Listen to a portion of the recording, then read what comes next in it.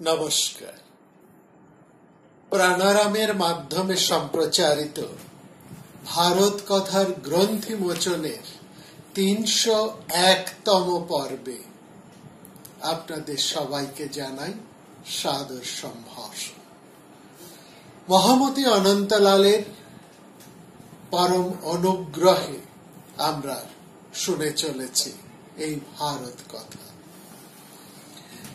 ভারত কথায় আমরা যক্ষ প্রশ্নের মধ্যে আছি, যক্ষ যুধিষ্ঠির সংবাদে।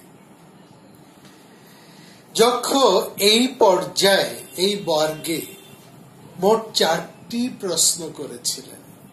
তার মধ্যে 3টি প্রশ্ন নিয়ে আমাদের দীর্ঘ আলোচনা চলেছে বেশ কয়েকটি পর্ব ধরে। যার প্রথম প্রশ্নটি ছিল বার্তা বা সংবাদ কাকে বলে। দ্বিতীয় প্রশ্নটি ছিল আশ্চর্য কি। তৃতীয়, পথ কোনটি পথ। এবং এই যক্ষ প্রশ্নের এই পর্যায়ের অন্তিম বর্গের শেষ প্রশ্নটি হলো, এবং সবচেয়ে গুরুত্বপূর্ণ আজকের দিনের নিরিখে, বর্তমান সময়ের নিরিখে আমরা বলতে পারি, সেই প্রশ্নটি হলো সুখী কে? কে সুখী? অর্থাৎ কে অসুখী নয়।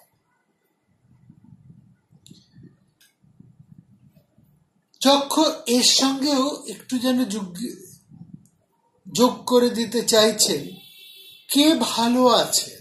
অর্থাৎ যক্ষ বলতে চাইছেন কে ভালো আছেন, কে আনন্দের সাথে প্রসন্ন চিত্তে দিন কাটায়।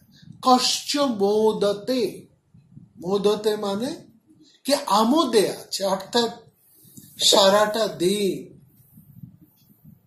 কে প্রসন্ন মনে আছে। তাতে যুধিষ্ঠির যে উত্তরটি দিলেন, সেই উত্তরটি এই বর্তমান সময়ের প্রেক্ষিতে দাঁড়িয়ে আপনারা কতজন তাকে মানবেন বা মানবেন না, এখানে একটা বড় প্রশ্ন অবশ্যই আসছে। এই বর্তমান পরিস্থিতির নিরিখে আমি বলছি, আজকে যে অর্থনৈতিক, যে সামাজিক প্রেক্ষাপটে আমরা দাঁড়িয়ে আছি, এই প্রেক্ষাপটে যুধিষ্ঠির যে উত্তরটি দিয়েছেন, সেই প্রশ্নতে আমরা হয়তোবা সরাসরি দুটো দলে বিভক্ত হয়ে যাব। যুধিষ্ঠির ঠিক বলেছেন, বা যুধিষ্ঠিরের এই উত্তর বর্তমান সময়ে বা এই পরিস্থিতিতে সেটা আর যথার্থ নয়, এইরকম একটা আসবে। আগে উত্তরটা শুনে নি। যুধিষ্ঠির বলছেন অঋণী অপ্রবাসী চ, যিনি অঋণী, যার কোনো ঋণ নেই, এবং যিনি প্রবাসে বাস করেন না, এই দুজন মানুষ সুখী। তারা সারাটা দিন আনন্দে কাটান।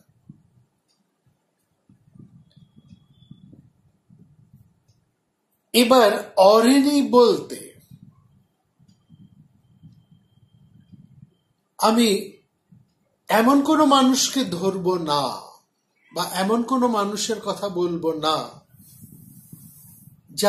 যারা বাস্তবতা জ্ঞানহীন, যাদের বিচার শক্তি নেই, যাদের সংবেদনশীলতার অভাব, কিংবা যাদের বিচার বুদ্ধি এবং হৃদয় জ্ঞান,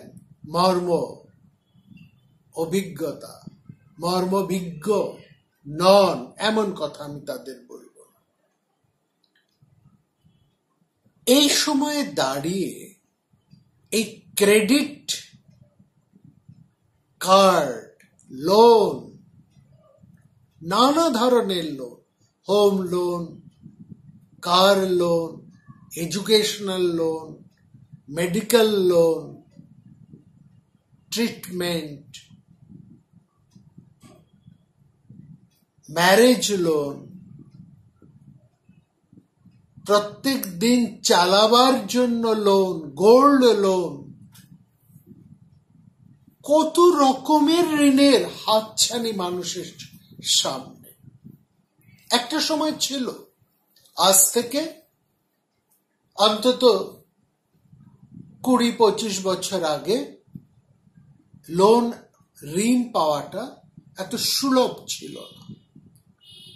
এখন ঋণের এত হাতছানি মানুষের সামনে, যে সদ্য চাকরিতে ঢুকেছে,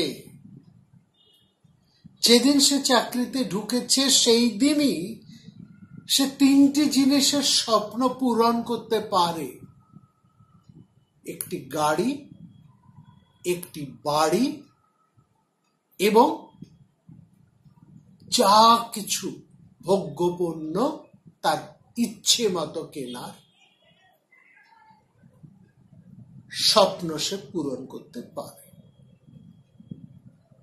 এত রকমের লোন তার কাছে, এবং ঋণটা এত সহজ। একটা সময় ছিল একজন মানুষ সারা জীবন চাকরি করেও চাকরির শেষেও সে একটা বাড়ি তৈরি করতে পারত না। গাড়ি, অন্যান্য জিনিস তো দূরস্থ। তারপরে সে অবস্থার পরিবর্তন হয়েছে। চাকরির শেষে সে সমস্ত চাকরি, সারা জীবন চাকরি করে যা টাকা সে পেল, তার থেকে সেই টাকা দিয়ে সে একটা মোটামুটি বাড়ি তৈরি করতে পেরেছে। এটা সব ধরনের আয়ের মানুষের ক্ষেত্রেই সত্য ছিল। অল্প আয়, বেশি আয়, আয়ের তারতম্যে আর আয়ের পার্থক্যে তার বাড়িটা, জায়গাটা আলাদা, এই পর্যন্ত। আর গাড়ির স্বপ্ন তো ভাবাই যেত না। কটা গাড়ি ছিল, এখন তো বাড়ি উপচে, রাস্তা উপচে পড়ছে গাড়ি, লোকের হাঁটার পথ নেই, গাড়ি বেশি, ফুটপাত জুড়ে, ফুটপাতের ধরে থরে বিথরে গাড়ি, দামি দামি গাড়ি, শোরুম থেকে বেশি গাড়ি, উপচে পড়ছে গাড়ি রাস্তার দুপাশে। এটা শুধু শহরে নয়, মফস্বলে এবং প্রত্যন্ত অঞ্চলেও এই ছবি কম বেশি প্রায় এক। সেরকম ভাবে অন্যান্য সুযোগ সুবিধেগুলো, ঋণ পাবার সুযোগ সুবিধেগুলো এত সুলভ হয়ে এসেছে, এবং এত প্রতিষ্ঠান ঋণ দেবার জন্য চারপাশে প্রতিদিন ঘুরঘুর করছে, এবং ঋণ দেবার জন্য এত ধরনের আহ্বান তার কাছে সরাসরি ফোনের মাধ্যমে নানাভাবে চলে আসছে, যে মানুষ তাতে একটুখানি উৎপাত বলেই মনে করছে, এত রোগ। কিন্তু এখানে একটা প্রশ্ন হচ্ছে, যুধিষ্ঠির যে প্রশ্ন করছে অঋণী, কিন্তু ঋণ তো সবাই নিচ্ছেন, খুব কম সংখ্যকই আছে যারা লোন নিচ্ছেন না, লোন নিয়ে বাড়ি করছেন। এত বাড়ি তৈরি হচ্ছে, এত ফ্ল্যাট, সহজ মফস্বল সব ছাপিয়ে যাচ্ছে, শুধু বাড়ি আর বাড়ি, বাড়ি আর বাড়ি, তলার পরে তল, তার উপরে তল, বহুতল। এত চাহিদা আছে বলেই না হচ্ছে। ট্রিটমেন্টের ক্ষেত্রে হাসপাতালে গেলে মেডিকেল কার্ড এবং তার নানান, সে তার মধ্যে আমরা যাচ্ছি না। তো এডুকেশনাল লোন, অন্যান্য লোন, নানাভাবে ঋণ নিয়ে মানুষ তার জীবন, তার স্বপ্নকে সে করতে পারছে, এটা ঠিক। এবার তাহলে প্রশ্ন হচ্ছে যে এইটা তো এখনকার কথা নয়, এ কথা এটাও সত্য যে যুধিষ্ঠিরের সময়ও চারবাক দর্শন বা লোকায়ত দর্শন একটা ছিল, সেই দর্শনেও কিন্তু বলা হয়েছে ঋণং কৃত্বা ঘৃতং পিবেত, ধার করে হলেও ঘি খাবে। যে কিন্তু ধার যে করেছে, যে ঋণ নিচ্ছে, এইখানে সুখ আছে কিনা প্রশ্নটা এখানে। এই পর্যায়ে আমি দুটো কথা বলতে চাই, বাকি বিচারের ভার আমি আমার শ্রোতাদের উপরে রেখে দিচ্ছি। আমি শুধু দুটো কথা স্মরণ করিয়ে দিচ্ছি। আপনাদের মনে আছে, খুব বেশি পুরনো নয়, পশ্চিমী দুনিয়া জুড়ে যে ভীষণ একটা মন্দা সৃষ্টি হয়েছিল, এবং তাতে আমরা দেখেছি একের পর এক পশ্চিমী দুনিয়ার বড় বড় ব্যাংক গুলো ফেল করলো, বহু মানুষের চাকরি চলে গেল, এবং অনেকে সেই সময় যে ঋণ নিয়েছিল, আমরা যতটা ঋণ নিই ভারতবর্ষ বা এই এশিয়া বা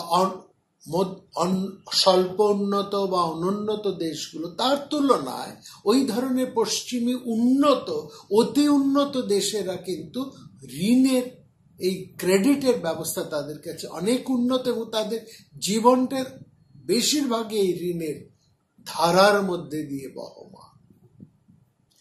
সেক্ষেত্রে আমরা দেখেছি কত মানুষ চাকরি চলে যাওয়ার ফলে ওই বিপুল একটা মন্দার, ভয়ঙ্কর মন্দার প্রভাবে কত মানুষকে তাদের বাড়ি ছেড়ে দিতে হয়েছে, গাড়ি ছেড়ে দিতে হয়েছে, কি বিপর্যয়ের মধ্যে আছে। আমরা এই কিছু বছর আগে তার খবর সমস্ত মাধ্যমের মধ্যে আমরা দেখেছি। এটা পশ্চিমী দুনিয়া। তার কারণ তাদের আয়ের একটা বেশিরভাগ অংশই ছিল এই ঋণ শোধ করা, ইএমআই, প্রত্যেকে এই ঋণ শোধ করা, মান্থলি ইন্টারেস্ট দিয়ে। যেখানে যদি ইনকামই না থাকে, আয় যদি না থাকে, সে ঋণ শোধ করবে কি করে? এবং তাদেরকে দেখেছি, আমরা দেখেছি এই ভীষণ উন্নত দেশগুলোতে কি দুর্দশা। যার একটা সুন্দর ফ্ল্যাট ছিল, যার সুন্দর একটা বাড়ি ছিল, যার গাড়ি ছিল, দামি গাড়ি ছিল, হঠাৎ সে নিঃস্ব হয়ে গেল, তাকে বাড়িটা বিক্রি করে দিতে হলো, গাড়ি বিক্রি করে দিতে হলো, কোনো সুযোগ সুবিধা সব গেল। এটা সবার আমাদের স্মরণে আছে। আমাদের দেশের ক্ষেত্রেও যদি এই কিছুদিন আগের যে ঘটনা ঘটে গেল, কোভিড মহামারীর ইয়েতে যে লকডাউনের সময় যে সমস্ত ঘটনা ঘটল, এবং আমাদের দেশেও যে মন্দাটা চলছে, তাতেও কিন্তু এই আশঙ্কা ছবি যে আমরা দেখিনি, বা এই ধরনের ছবি যে আমরা দেখিনি বা দেখছি না, বা এই ভয় যে আমাদের মনে কাজ করছে না, তা আমরা কিন্তু বলতে পারব। এখন যারা কাজ করছেন তাদের অনেকেই একটা নিরাপত্তাহীনতায় ভুগছে, কি সরকারি কি বেসরকারি উভয় ক্ষেত্রে।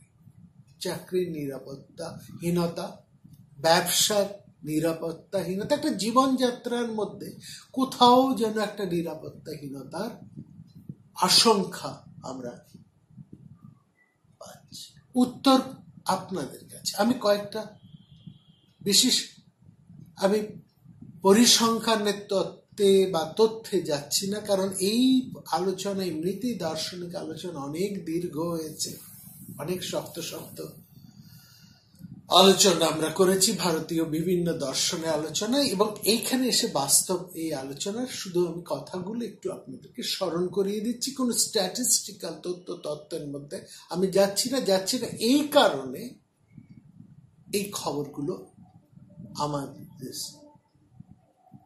শ্রোতারা, মহাভারতের শ্রোতারা, তারা কম বেশি সবাই এর সাথে পরিচিত, এবং এই একটা অবস্থার মধ্যে দিয়েই আমরা যাচ্ছি। সুতরাং এই যে ঋণ এবং এই যে একটা হন্তারক সময়ের মধ্যে দিয়ে আমরা, একটা ভীষণ কাল সময়ের মধ্যে দিয়ে আমরা যাচ্ছি, তাহলে সচেতন কোন সভ্য মানুষ যিনি ঋণ করেছেন তার অন্তর যন্ত্রণাটা কতটুকু, সেটা বুঝতে কোনো দার্শনিক বা অন্য কোন রকম তথ্য বিশ্লেষণের প্রয়োজন হয় না। ধার করে, কর্য করে মানুষ কখনোই সুখে থাকতে পারে না, এটাই হচ্ছে মূল কথা। তখন মনে হয়, ওই বিপর্যয়ের মুখে দাঁড়িয়ে আমাদের মনে হয় তার চাইতে খাই বা না খাই, তবু ঋণ করার, ধার করার কোনো প্রয়োজন নেই।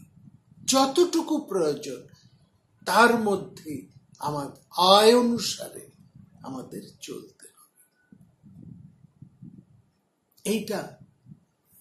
এই ঋণের হাতছানির মধ্যে, সহজলভ্য ঋণ পাওয়ার মধ্যেও দাঁড়িয়েও কিন্তু তার যে আরেকটা দিকে, চাকরির নিরাপত্তাহীনতার প্রশ্ন, আয়ের নিরাপত্তাহীনতার প্রশ্ন, আয় হ্রাস সর্বক্ষেত্রে, সর্বপেশার ক্ষেত্রে যে একটা সাধারণত ভাবে, আমি খুব বড় মানুষদের কথা বলছি না, হয়তো একটা শ্রেণীর আয় ভীষণ হয়ে গিয়েছে, তাদের আয় এই পরিস্থিতিতেও হয়তো আগের তুলনায় বেড়ে গেছে, কিন্তু সামগ্রিক পরিস্থিতিটা তা নয়। বৃহত্তর ক্ষেত্রে কিন্তু ছবিটা ভয়ঙ্কর রকমের ভয়াবহ। সেইখানে দাঁড়িয়ে এই অঋণী কথাটার অর্থ বুঝতে, বা যারা ঋণ করে বসে আছেন, যারা বহু টাকার ঋণ নিয়ে আছেন, তাদের মর্মবেদনা, তাদের অন্তর যন্ত্রণা বুঝতে আমাদের খুব বেশি বেগ পেতে হয় না। এই উদাহরণও আমাদের চারপাশে রয়েছে। এবার দ্বিতীয় কথায় আসি। বলছেন যারা অঋণী এবং যে অপ্রবাসী। এই অপ্রবাসীর কথাটাও এখন আমরা অন্যরকম ভাবে বলতে পারি। অপ্রবাসী মানে যিনি প্রবাসে, অর্থাৎ ঘরের বাইরে, বিদেশ বিভূতিতে। একটা সময় ছিল, হ্যাঁ বেশ আমরা 50-এর দশকেও দেখেছি, একটা সময় ছিল মানুষ কাজের জন্য শহরে থাকতেন, কর্মসমাপনান্তে বা ছুটিতে, অবসরে তিনি তার দেশের বাড়িতে যেতেন। এই দেশের বাড়ি বলে একটা জায়গা ছিল, কাজের জন্য তারা শহরে বাসা বাড়িতে থাকতেন, এবং তার টানটা ছিল, নারীর টানটা ছিল তার সে গ্রামে বা মফস্বলে, তার দেশের বাড়িতে। এখানে সে কাজের জন্য আসত, এটা ছিল তার বাসা বাড়ি। অর্থনৈতিক পরিবর্তন, এই সমস্ত ক্ষেত্রে পরিবর্তন হতে হতে, অবস্থার পরিবর্তন হতে হতে, এখন ওই দেশের বাড়ির ব্যাপারটা অনেকটা কমে গেছে, নেই। লোকের আর ততটা দেশের বাড়ি নেই, এবং দেশের বাড়ির সাথে মানুষ ততটা যুক্ত। তারা সবাই শহরে বা যেখানে কাজ করেন সেখানেই তারা বাসা বাড়ি করে আছে। এবং তারপরে আমরা ওই যেটা বলে না, নিউক্লিয়ার হতে হতে, ছোট হতে হতে, ভাঙতে ভাঙতে, পরিবার ভাঙতে ভাঙতে, আমরা প্রত্যেকেই আর সেই এক জায়গায়, এক ইয়েতে না থেকে আলাদা আলাদা থাকতে থাকতে আমরা ছড়িয়ে পড়েছি। এটা অনেক আগে থেকে এই জিনিসটা দাঁড়িয়ে গেছে। সুতরাং প্রবাস এর ব্যাখ্যাটা একটু অন্যরকম হয়ে গেছে। সেটা দাঁড়িয়েছে যে দেশের বাড়ি আর রইল না, সে যেখানে কাজ করছে সেখানেই সে আছে এবং সে তার পরিবারকে নিয়ে সেখানে আছে, এবং তারপরে সেই পরিবারটাও ভেঙে তার কাছাকাছি বা অন্য কোনো জায়গায় সে সেখানে গিয়ে বাস সে করছে। এরকম একটা অবস্থার মধ্যে সে থাকছে। এরপরে যে অবস্থাটা এখন এসে দাঁড়িয়েছে সেটা কি না, চাকরির সূত্রে আমাদের ছেলে মেয়েরা বা অধিকাংশ মানুষই আর তার বাড়ির লোকের সঙ্গে থাকতে পারছে না। তার বাবা মা ভাই বোন এক জায়গায় বা অন্য আলাদা আলাদা জায়গা, সে চাকরি করছে আরেক জায়গায়। তারা যদি 3 ভাই হয়, 3 ভাই 3টি আলাদা জায়গায় চাকরি করতে চলে গেছে, বাবা মা আর অন্য এক জায়গায় রয়ে গেছে।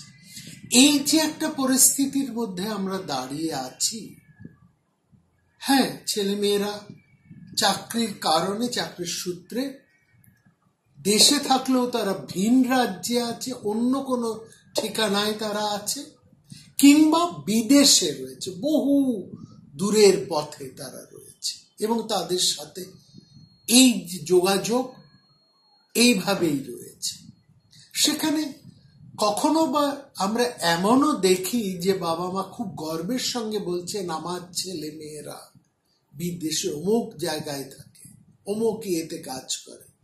এটা হয়তো একটু গর্ব নিয়ে সে বলছে, কিন্তু সেই গর্বিত পিতামাতাদের অন্য যন্ত্রণাটাও কিন্তু এখন দেখা যায়।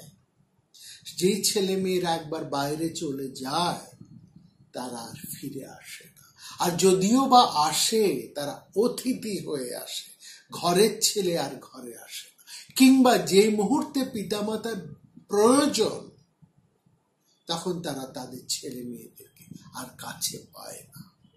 একটা ভীষণ পরিস্থিতি, ঘরে ঘরেই এখন বৃদ্ধাশ্রম হয়ে যাচ্ছে। এটা সব জায়গার ক্ষেত্রে, সমস্ত জায়গার ক্ষেত্রে এই ভারতবর্ষের পরিচিতির চিত্রটাই এরকম হয়ে গিয়েছে। সুতরাং অপ্রবাসের দুঃখ বেদনা 2 তরফই ভোগ করছে। বাবা মারাও, অভিভাবকেরাও কষ্ট পাচ্ছেন, কারণ তারাও অসহায় হয়ে পড়ছে। তাদের যে অসহায়ত্ব, সে বেদনাটা যে কতটা, সেটা আমাকে এই পর্যায়ে আপনাদেরকে আর ব্যাখ্যা করে বুঝাবার কোনো প্রয়োজন নেই, আমরা প্রত্যেকেই বুঝি। এটাও বুঝি সঙ্গে সঙ্গে যে ছেলে মেয়েরা বাইরে কাজ করছে তাদের বেদনাটাও কিন্তু সমান। তারাও ওখানে আয় করছে বটে, কষ্ট করছে বটে, কিন্তু তারাও তাদের পরিবার পরিজন থেকে দূরে থেকে বাবা মা বা অভিভাবকদের জন্য চিন্তায় তারা যতটা চিন্তিত থাকে, কিন্তু তারাও নিরুপায়, অসহায়। 2 তরফের মানুষই অসহায়, 2 তরফের মানুষই নিরুপায়। সুতরাং এই অপ্রবাসের বেদনা, একটা প্রবাসী ছেলে মেয়েরা কাজ করছে, এটা এক সময় যতটা গর্বের ছিল, বয়স বাড়ার সঙ্গে সঙ্গে তার যে বেদনাটা, উল্টো দিকের যন্ত্রণাটা যখন আসে, সেই যন্ত্রণাটাকে যখন আমরা এখন স্পষ্টভাবে দেখতে পাচ্ছি, অনুভব করতে পাচ্ছি, সেই গর্বিত স্ফীত দ্বারা অভিভাবকরা যেমন এক ভীষণ মর্ম যন্ত্রণার মধ্যে দিয়ে দিনাতিপাত করছে, তাদের সন্তানেরাও কম বেশি একই ধরনের যন্ত্রণায় প্রবাসে কষ্ট পাচ্ছে। সুতরাং এই প্রবাসের যন্ত্রণাটা কোনো তত্ত্বকথা, কোনো নীতি উপদেশের মধ্যে দিয়ে আমাদের ব্যাখ্যা করার প্রয়োজন নেই। অর্থাৎ মানুষ সুখে থাকার মূল চাবিকাঠিটি কিন্তু সেইটি তখন যুধিষ্ঠির যেটা বলেছেন, সে সময়ের এটা যতটা সত্য ছিল আজও ঠিক ততটাই সত্য আছে। আমরা মুখে স্বীকার করতে পারি, নাও করতে পারি, ব্যাপারটা কিন্তু দাঁড়িয়ে গেছে। অর্থাৎ তারপরে যে সেই মানুষের সুখী যে অপ্রবাসী নয়, যে অঋণী, যার ঋণ নেই। এই সঙ্গে যুধিষ্ঠির যোগ করে দিয়ে বলেছেন দিবসের অষ্টম ভাগে, অর্থাৎ অষ্টপ্রহর, অর্থাৎ দিনের শেষ প্রহরে সূর্য যখন পাটে নামতে আরম্ভ করেছে, সেই মানুষটি যেমন সামান্য শাক আর ভাত খায়, সেই মানুষটাই কিন্তু নিশ্চিন্ত সুখ ভোগ করছে, সেই মানুষটাই ভালো আছে। দিনের অষ্টম ভাগের কথাটা এই জন্যই যে ওই অপরাহ্নিক খাবারটুকু জোগাড় করার জন্য তার সারাটা দিন কেটে গেছে। কিন্তু ওই শাক অর্থে তো শুধু লতা পাতা শাক পাতাকে বোঝাচ্ছে না, শাক কথাটার মধ্যে আছে একটা পরম নিশ্চিন্ততার বার্তা। শাকের মধ্যে রয়েছে একটা অসম সাহসের বার্তা, যে আমি আমার টুকুর জন্য চিন্তা করতে হবে না, আমি নিশ্চিন্তে এইটুকু আমার জুটছে, আমি আমার বাড়ির লোকের সঙ্গে নিজের বাড়িতে বসে নিজের আয়ের মধ্যে যা আছে তাই খেয়ে আমি সন্তুষ্ট কে নচিত, এই যে সন্তুষ্ট আছে। অনন্ত প্রলোভনের বিপরীত মেরুতে দাঁড়িয়ে সে কিন্তু বলতে পারছে শাখান্ন ভোজনের মধ্যে যে এক ভিত্তি, একটা নির্বিণ্ণতা রয়েছে, সেটা তাকে শান্তভাবে বাঁচার একটা অন্য রকমের শক্তি দেয়। এই যে কম খাচ্ছি বলে, কম সুযোগ সুবিধের মধ্যে আছে বলে, ভোগ্যপণ্যের কম আয়োজনের মধ্যে আছে, প্রাচুর্যের কমের মধ্যে আছে বলে এইটা কথা নয়। এই ধরনের জীবন যাপন করার জন্য যে একটা জীবনের দার্শনিক দৃষ্টির কথা লাগে, তার মধ্যে কোনো হীনমন্যতা নেই। সেই জন্য সেই সময়ের মানুষ দাঁড়িয়ে বলেছেন যে তুমি কেন নিজের এত কিছু থাকতে তুমি কেন অন্যের কাছে গিয়ে হাত পাতবে। সেই জন্য সেই প্রাচীন ভারতে বলা হয়েছিল যে পরিধানের জন্য তো লতা পাতার বাকল আছে, চলতি পথে তো গাছের ফল পাবে, গাছের ফল আছে, মূল আছে, তৃষ্ণার জন্য জল আছে, শোয়ার জন্য পর্বত গুহার কোনো দ্বার রুদ্ধ হয়ে যায়নি। তাহলে কোন প্রয়োজনে, কোন বাসনায় তুমি অন্যের কাছে গিয়ে যাচনা করবে? আসলে যে মানুষ দিবসের অষ্টম ভাগে শাকান্ত লাভ করেই যারা আনন্দে থাকে, এই শত সন্তোষের বৃত্তিটাই যে একটা বিরাট শক্তি। শাক শব্দের মধ্যেও কিন্তু শক্তি শব্দটা নিহিত, এটা আমাদের বুঝতে হবে। শাক কথাটির অপর একটি অর্থ কিন্তু শক্তি। এই শক্তি যে মানুষকে যথার্থ বলিয়ান করে তোলে, সেই ভাবনাটা কিন্তু যক্ষের এই প্রশ্নের সাথে একোত্তর হয়ে যায়। যক্ষ জিজ্ঞেস করেছিলেন পুরুষ কাকে বলবো, আর কাকেই বা বলবো সমস্ত ধনের অধিপতি?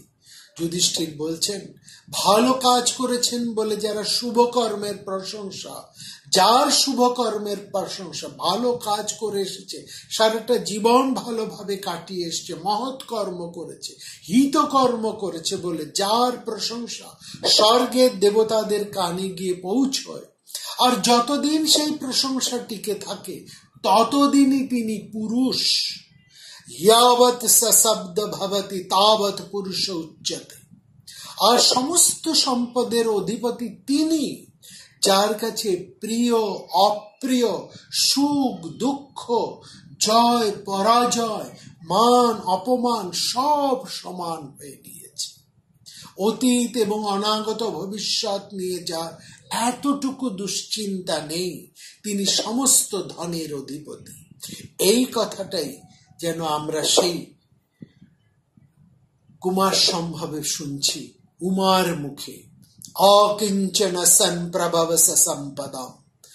সেই উমা, সেই যোগীশ্বর শিবের সম্বন্ধে বলছেন যিনি অকিঞ্চন হয়েও সমস্ত সম্পদের উৎস, তিনি অকিঞ্চন প্রভাব সম্পদা, তিনি শক্তিমান, তিনি সমস্ত ধনের অধিপতি, যার কাছে মান অপমান, জয় পরাজয়, দুঃখ সুখ, প্রিয় অপ্রিয় সব সমান হয়ে গিয়েছে। অপূর্ব এই ভাবনা, এই ভাবনার মধ্যেই দাঁড়িয়ে আছে ভারতবর্ষের দর্শন, ভারতবর্ষের জীবন বোধ, ভারতবর্ষের শাশ্বত চিন্তা। আগামী পর্বে এইখান থেকে আমরা অন্য আলোচনায় আসব, এই প্রসঙ্গ থেকে।